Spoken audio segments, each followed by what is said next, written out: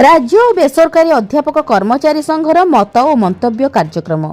ओडिशा राज्य बेसरकारी अध्यापक एवं कर्मचारी संघ पुरी जिला निमापड़ा खंड तरफ मत और मंतव्य कार्यक्रम अनुष्ठित हो जाइछि। खंड संयोजक अध्यापक जीवन दास पौरोहित्य रे आयोजित कार्यक्रम में मुख्य अतिथि रूपे अवसर प्राप्त भारतीय राजस्व सेवा अधिकारी श्रीजुक्त चंद्रकांत दलाई जोगदे ओडिशा रे अनुदान प्राप्त एवं अण अनुदान प्राप्त महाविद्यालय परिचालना कमिटी द्वारा 2008 रु 2018 मध्य नियुक्त अध्यापक एवं कर्मचारी मानक अनुदान परिसरभुक्त करने माननीय मुख्यमंत्री निकट में दाबी उपस्थापन करथिले। सूचनायोग्य 2008 परठारु महाविद्यालय नियुक्त अध्यापक और कर्मचारी दीर्घ 17 वर्ष बिना सरकारी अनुदान रे कार्य करि आछुछंती।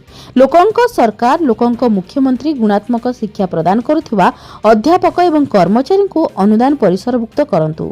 एही कार्यक्रम रे अध्यापक स्वयं विकास रथ अध्यापक विष्णु प्रसाद बारिक राजीव लोचन प्रधान प्रभृति उपस्थित थिले।